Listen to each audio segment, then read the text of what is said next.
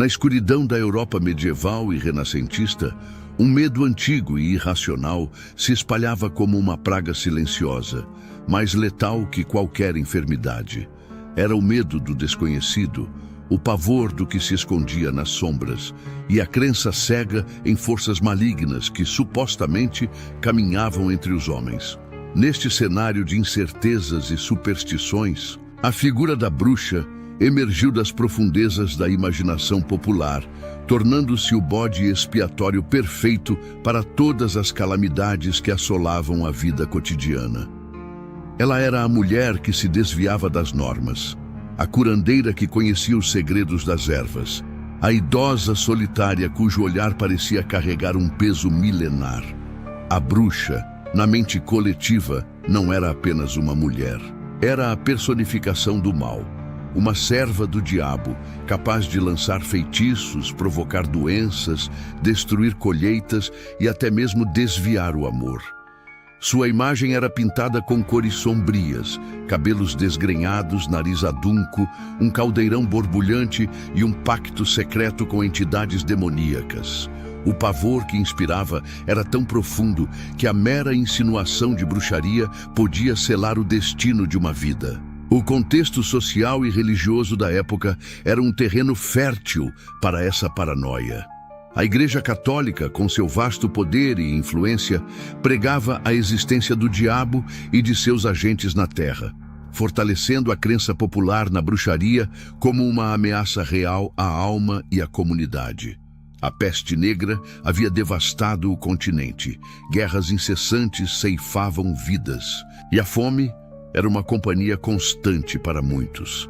Em meio a tanta miséria e desesperança, as pessoas buscavam respostas e, mais importante, culpados. A bruxa, com sua suposta capacidade de manipular o destino, tornou-se o alvo ideal para a frustração e o desespero de uma sociedade em constante sofrimento. Os primeiros casos de acusações surgiram de forma isolada, como sussurros no interior de aldeias remotas, mas rapidamente ganharam força, transformando-se em gritos de histeria coletiva. Uma colheita malograda, um rebanho doente, uma criança com febre inexplicável. Qualquer infortúnio podia ser atribuído à maldição de uma bruxa. Vizinhos se voltavam contra vizinhos, familiares desconfiavam uns dos outros e a semente da perseguição estava plantada. A justiça, muitas vezes, era exercida pela turba, impulsionada pelo medo e pelo fanatismo, resultando em execuções sumárias e brutais. Em pequenos vilarejos espalhados pela Europa, a vida era regida por ciclos de colheita e por uma fé inabalável. Mas essa mesma fé, que deveria trazer consolo e esperança, começou a ser distorcida, transformada em uma ferramenta de terror e perseguição.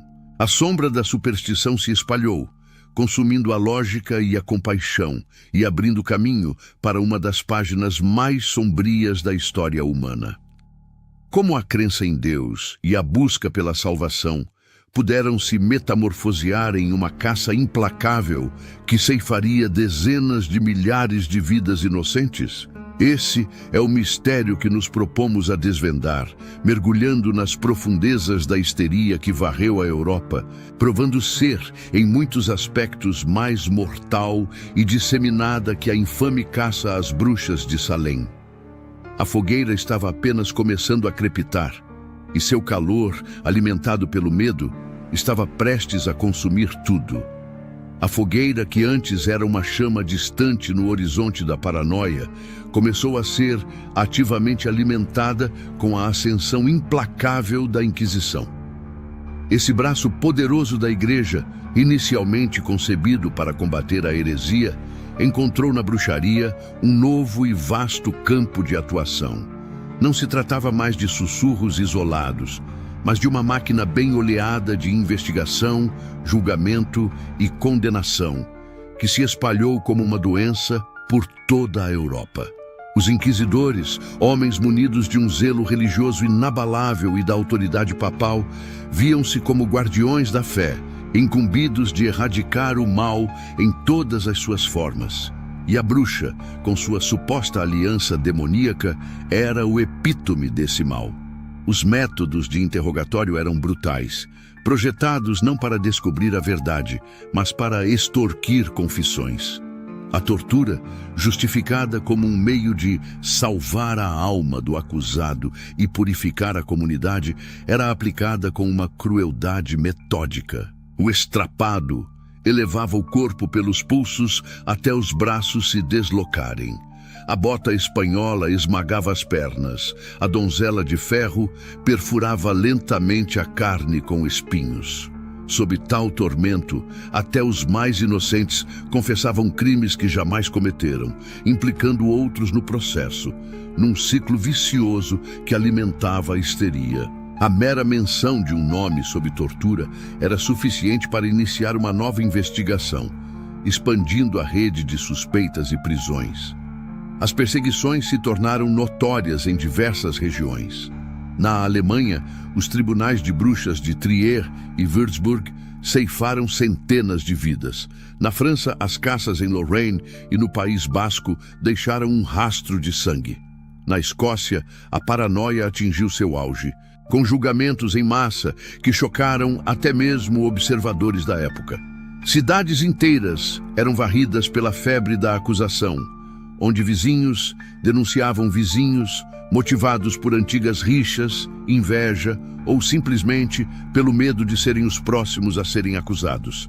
A lógica cedia lugar ao terror e a justiça era uma miragem distante. Em meio a essa torrente de horror vivia Elara, uma jovem costureira de olhos brilhantes e mãos ágeis que residia em uma pequena vila nos arredores da Floresta Negra. Sua vida era simples, dedicada ao trabalho e ao cuidado de sua mãe doente.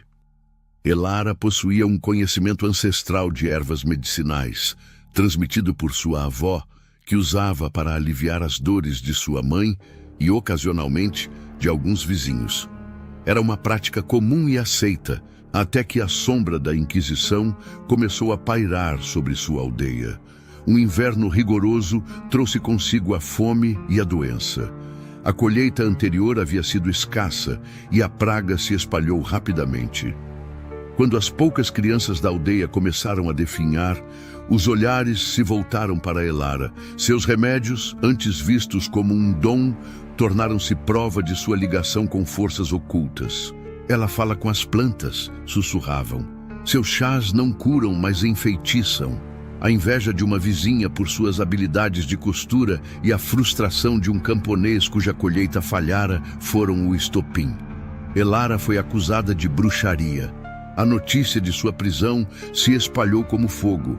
Os inquisidores, alertados pela denúncia, chegaram à aldeia com sua comitiva sombria.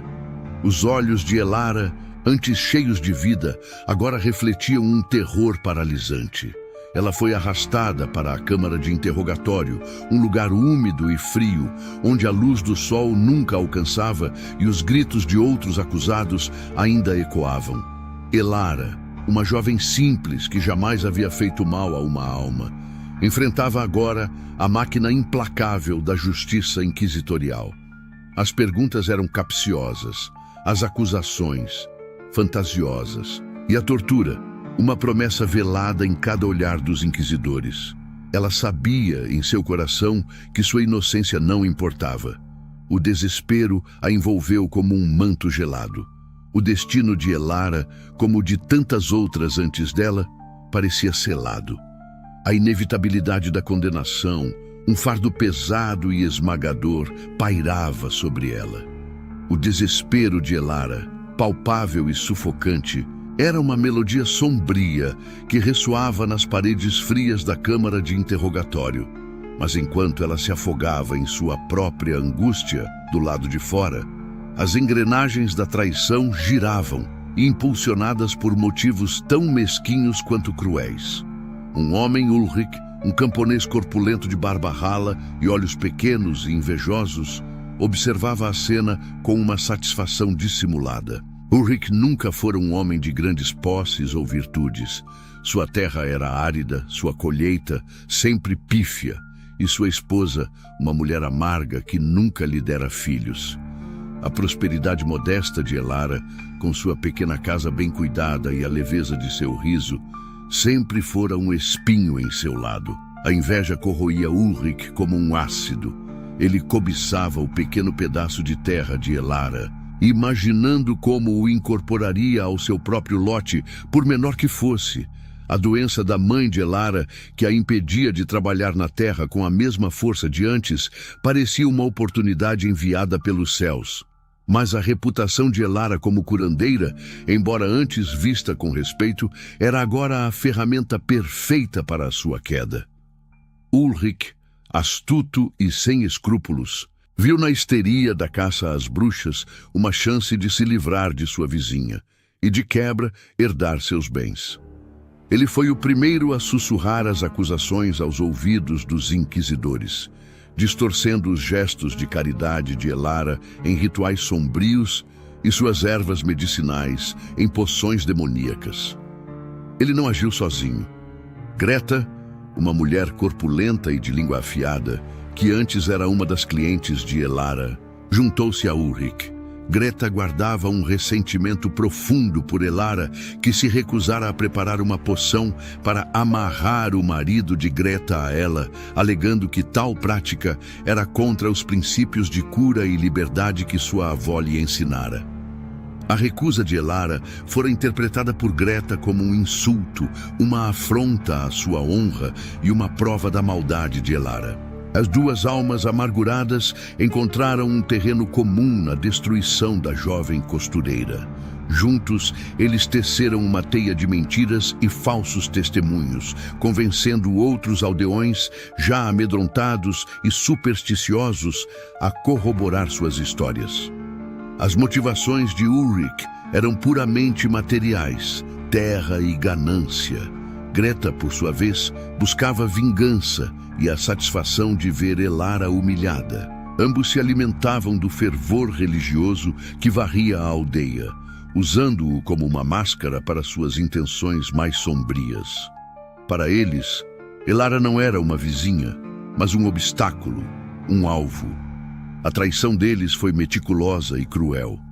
Eles espalharam rumores sobre Elara, dizendo que ela conversava com animais à noite, que suas infusões de ervas causavam mais mal do que bem e que ela havia sido vista dançando nua sob a lua cheia. Uma invenção descarada, mas que se encaixava perfeitamente na narrativa da bruxaria. A prisão de Elara foi o ápice de sua conspiração. A notícia, como uma onda de choque, devastou a pequena família de Elara. Sua mãe, já debilitada pela doença, definhou ainda mais com a angústia.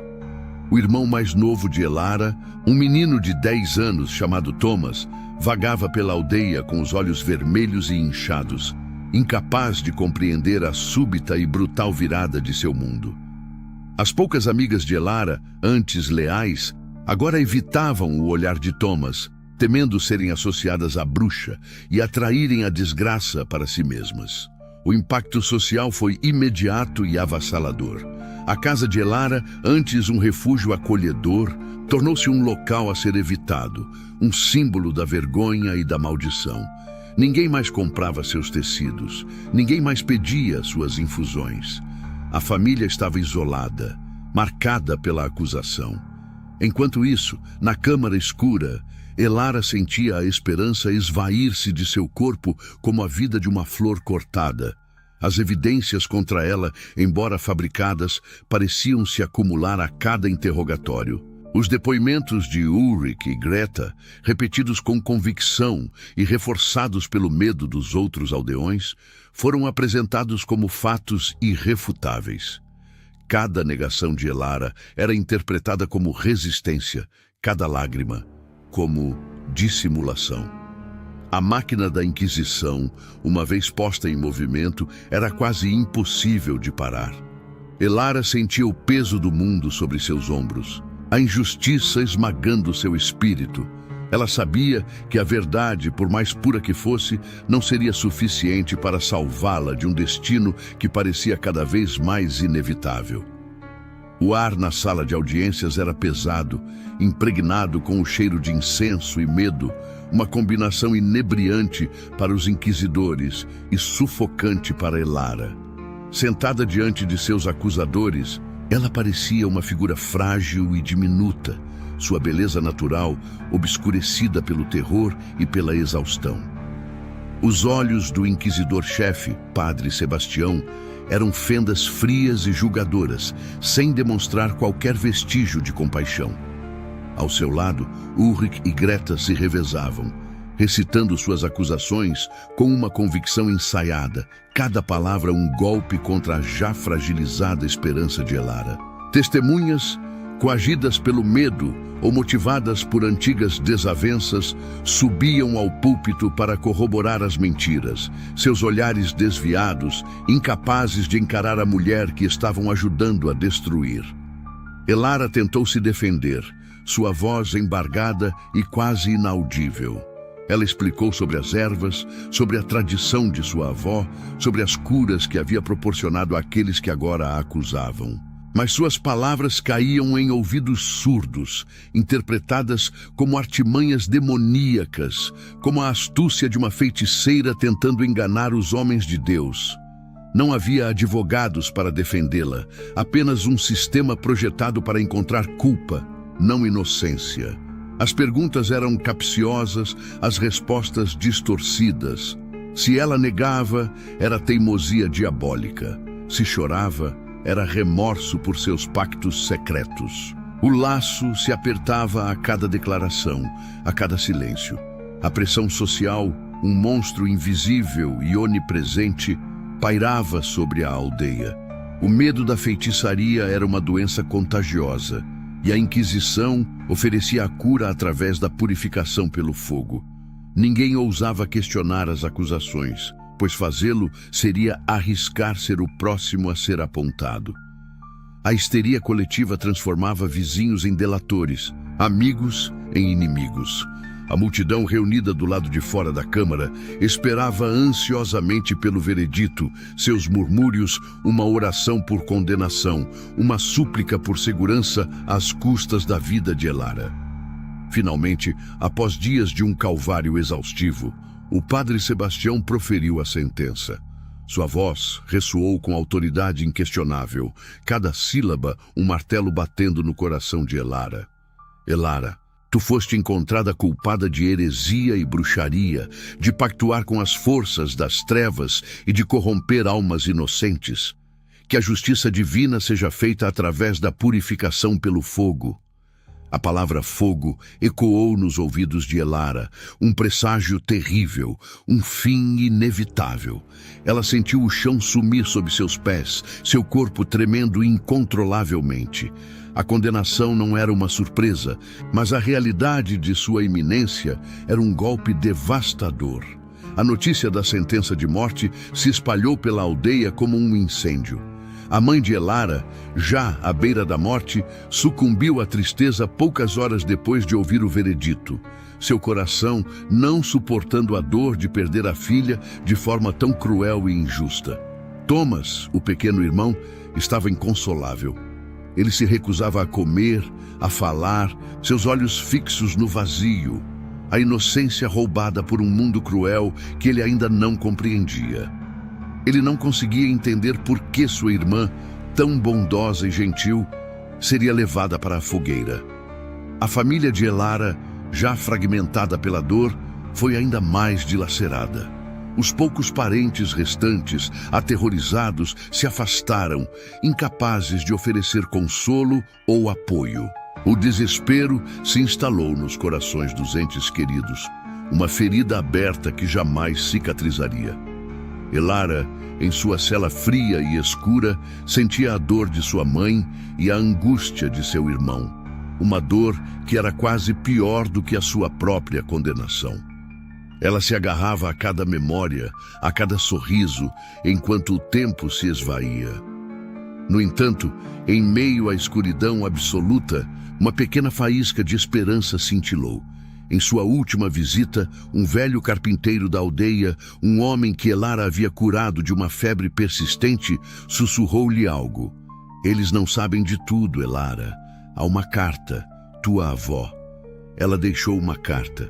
para ti, escondida.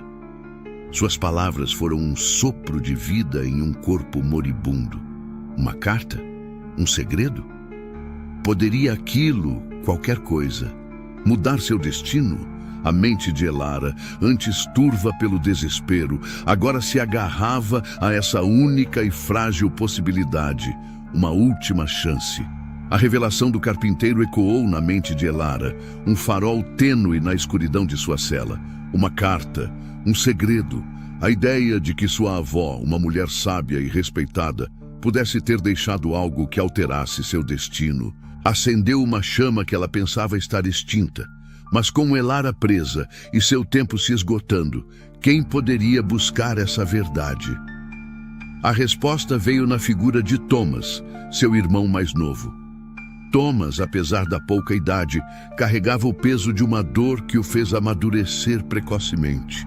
A imagem de sua irmã, Elara, sendo arrastada, as acusações cruéis, o sofrimento de sua mãe até a morte, tudo isso forjou nele uma determinação férrea. Ele não aceitaria o destino imposto a Elara. As palavras do carpinteiro, transmitidas por um guarda comovido, chegaram aos seus ouvidos como uma missão sagrada. Havia uma carta, um segredo, e Thomas seria aquele que o desenterraria. A busca por redenção de Thomas não seria fácil. A aldeia, antes seu lar, agora o via com desconfiança, o irmão da bruxa. Cada passo era vigiado, cada conversa sussurrada. A Inquisição, com seus olhos e ouvidos em toda parte, era uma sombra constante. O medo da sociedade era palpável. Ninguém queria ser associado a Elara, muito menos ao seu irmão, que ousava questionar a autoridade da igreja. Thomas, no entanto, não se intimidava. A memória do sorriso de Elara, o calor de seus abraços, eram o combustível para sua coragem. Ele começou sua investigação em segredo, revisitando os lugares que sua avó frequentava, as casas de velhos amigos, os esconderijos de infância, cada porta batida em sua cara, cada olhar de desprezo, apenas fortalecia sua convicção. Ele sabia que a verdade estava lá, em algum lugar, esperando para ser encontrada. A busca era perigosa, e Thomas sentia o frio da solidão e do medo a cada anoitecer. A primeira pista veio de uma velha eremita, amiga próxima de sua avó, que vivia isolada nas colinas. Thomas a encontrou após dias de caminhada exaustiva e fome. A eremita, com olhos que haviam visto muitas estações, reconheceu nele a mesma faísca de bondade de Elara. Ela revelou que a avó de Thomas e Elara era, de fato, uma curandeira, mas não uma bruxa. Ela possuía um conhecimento ancestral de ervas e rituais, passados de geração em geração, e registrava tudo meticulosamente em um diário. Este diário, segundo a eremita, continha não apenas receitas e curas, mas também observações sobre as verdadeiras causas de doenças que a Inquisição atribuía à bruxaria. E mais importante, mencionava uma carta de proteção que seria usada em tempos de grande perigo. Com essa informação, Thomas intensificou sua busca. Ele sabia que o diário e a carta seriam provas irrefutáveis da inocência de Elara. Após semanas de exaustão e perigo, ele finalmente encontrou o diário, escondido sob as tábuas soltas do assoalho da antiga casa de sua avó, um lugar que os inquisidores haviam ignorado. As páginas amareladas cheiravam a alecrim e tempo. Dentro do diário, entre as receitas de chás e ungüentos, ele encontrou um compartimento secreto. E ali estava, não uma carta, mas um pergaminho antigo, selado com o brasão de uma família nobre esquecida. Ao desenrolar o pergaminho, Thomas descobriu que era um documento de proteção, assinado por um influente bispo de uma diocese distante, conferindo imunidade e respeito à sua avó e seus descendentes por seus conhecimentos de cura, reconhecidos como um dom divino, não bruxaria. O bispo, em sua sabedoria, havia previsto os tempos sombrios que se aproximavam e buscado proteger aqueles que verdadeiramente serviam ao bem. O dilema moral de Thomas era imenso. Ele tinha em suas mãos a prova da inocência de Elara, um documento que poderia desafiar a autoridade da Inquisição. Mas apresentá-lo significava expor-se, desafiar um poder que já havia consumido sua família. O risco de ser acusado de heresia por defender uma bruxa era real. A fogueira, uma possibilidade muito próxima. No entanto, ao olhar para o pergaminho, Thomas viu o rosto de Elara, seus olhos pedindo justiça. Ele não poderia falhar. A verdade era uma arma perigosa em um mundo de mentiras, e ele estava pronto para usá-la, custasse o que custasse. A vida de Elara dependia disso, e ele estava determinado a lutar até o último suspiro. Com o pergaminho em mãos, Thomas sentiu o peso da responsabilidade e a adrenalina correr por suas veias. Não havia mais volta. A vida de Elara pendia por um fio, e ele era a única esperança. Seu coração batia forte enquanto ele se dirigia ao Palácio Episcopal, o local onde o Inquisidor-Geral, Padre Armando, residia e presidia os julgamentos mais cruéis. A cada passo, a imagem de Elara, acorrentada e pálida, se fixava em sua mente, impulsionando-o para frente. O medo de sua própria aniquilação era superado pelo amor e pela necessidade de justiça. Ao chegar aos portões imponentes, Thomas foi barrado por 2 guardas robustos, cujos olhares severos prometiam problemas. Com uma voz que tentava soar firme, ele exigiu uma audiência com o inquisidor, alegando ter provas cruciais sobre o caso de Elara. A menção do nome da bruxa causou um calafrio nos guardas, mas a obstinação nos olhos de Thomas e talvez um brilho de algo desconhecido os fez hesitar. Após uma breve e tensa espera, ele foi conduzido a uma antecâmara fria, onde aguardou por horas, a mente febril, ensaiando as palavras que diria. Finalmente, as portas de carvalho se abriram, revelando a figura imponente do Padre Armando. O inquisidor, com seus olhos penetrantes e semblante austero, sentava-se atrás de uma mesa maciça, iluminada apenas por velas bruxuleantes que lançavam sombras dançantes nas paredes. O ambiente era opressor, carregado de um silêncio que parecia gritar acusações. Thomas sentiu um calafrio percorrer sua espinha, mas manteve a compostura. "O que o traz aqui, jovem?" A voz do inquisidor era fria e calculista, sem um pingo de emoção. Thomas respirou fundo. "Trago a verdade, Padre Armando. A verdade sobre a inocência de Elara." Ele estendeu o diário e o pergaminho sobre a mesa, empurrando-os em direção ao inquisidor. "Minha avó não era uma bruxa. Ela era uma curandeira, e este pergaminho atesta que seus dons eram reconhecidos e protegidos por um bispo da igreja." Padre Armando pegou os itens com desdém, seus olhos percorrendo as páginas do diário com ceticismo, o pergaminho com um misto de surpresa e fúria contida. Ao ler o selo e o conteúdo, uma veia saltou em sua testa. Isso é uma heresia, uma blasfêmia, um estratagema do diabo para enganar os fiéis e proteger seus servos. Sua voz ecoou pelo cômodo, carregada de indignação. Este bispo, se é que existiu, estava corrompido. Thomas não recuou. O bispo era um homem de fé e sabedoria, padre. Ele compreendia que a cura e o conhecimento não eram bruxaria, mas dons divinos. Minha avó usava seu conhecimento para o bem, para aliviar o sofrimento, não para causar mal. Ele apontou para as anotações detalhadas sobre as propriedades medicinais das ervas, as observações precisas sobre doenças. Aqui estão as provas. Ela não conjurava demônios, ela preparava remédios. O inquisidor jogou o diário na mesa com um estrondo. A igreja já decidiu o destino de Elara. Ela confessou. Sob tortura, padre, quem não confessaria qualquer coisa para parar a dor? Thomas retrucou, a voz ganhando força. As confissões forçadas não são a verdade. Este pergaminho, no entanto, é um documento legítimo, assinado e selado por uma autoridade da igreja, protegendo minha família. Desafiá-lo é desafiar a própria hierarquia que o senhor jura defender. Padre Armando se levantou, a figura imponente projetando uma sombra sobre Thomas. Você ousa me desafiar, insolente? Você se atreve a questionar a autoridade da Santa Inquisição? Cuidado, jovem, pois a heresia tem um preço alto. Eu não questiono a fé, padre, questiono a injustiça. Thomas respondeu, sentindo o suor frio escorrer por suas costas. Se a igreja busca a verdade, ela deve buscá-la em todos os lugares, e não apenas onde lhe convém. A vida de Elara está em suas mãos. Se ela for condenada, será um martírio, e a mancha dessa injustiça cairá sobre a sua consciência e sobre a igreja. O inquisidor o encarou por um longo momento, seus olhos ardendo com uma fúria contida, mas também com um lampejo de dúvida.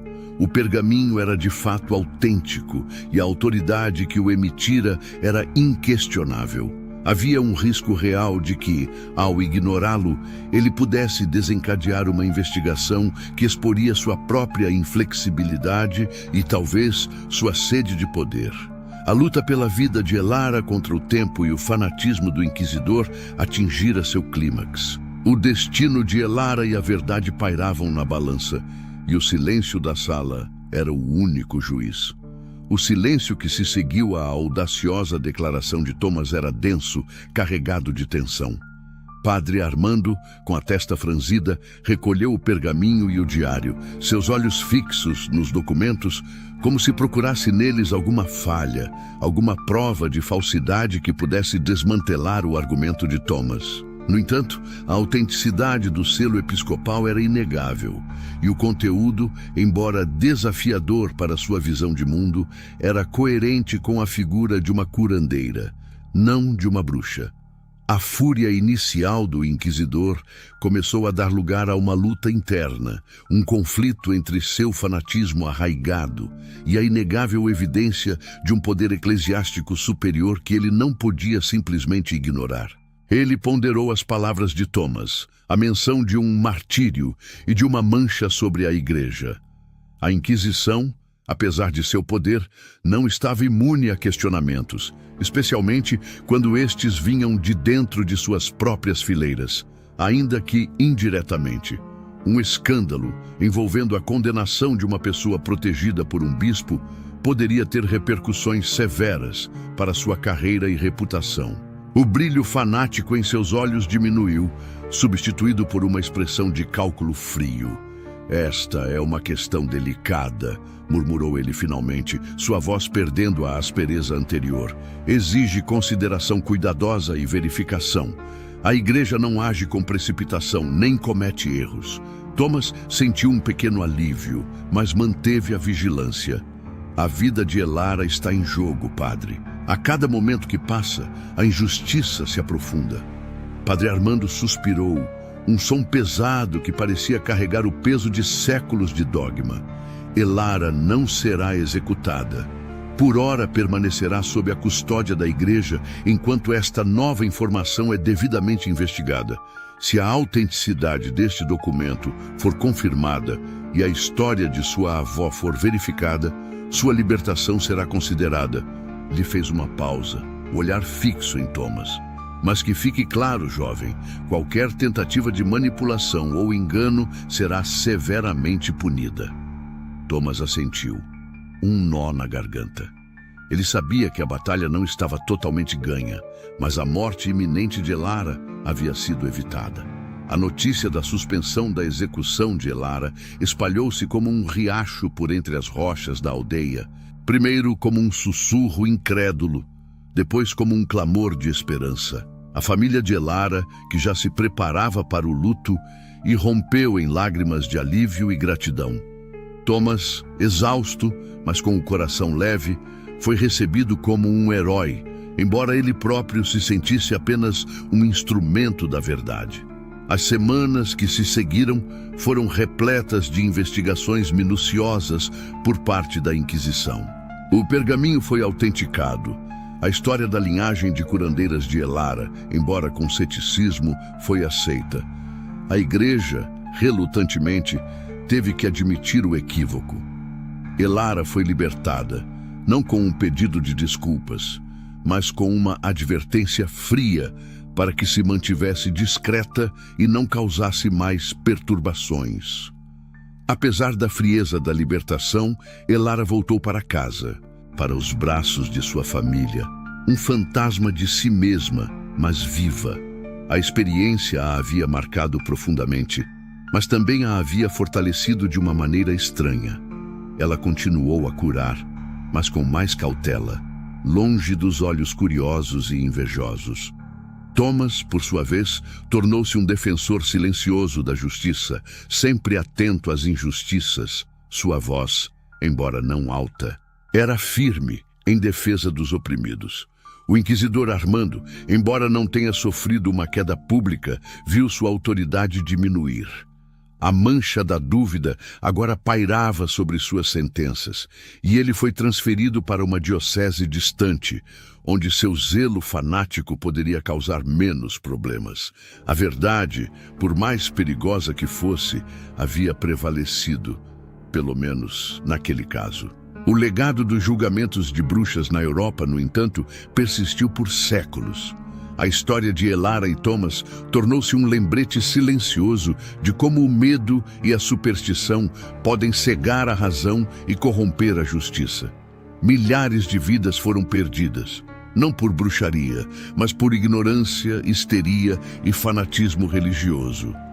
O espírito humano, no entanto, demonstrou uma resiliência notável. A busca pela verdade e a luta contra a injustiça nunca cessaram. Pequenos atos de coragem, como o de Thomas, que ao se recusar a aceitar o destino imposto, acenderam uma pequena chama de esperança na escuridão da perseguição. A história nos ensina que a vigilância é eterna e que a tolerância e a compreensão são os verdadeiros antídotos contra as sombras do preconceito.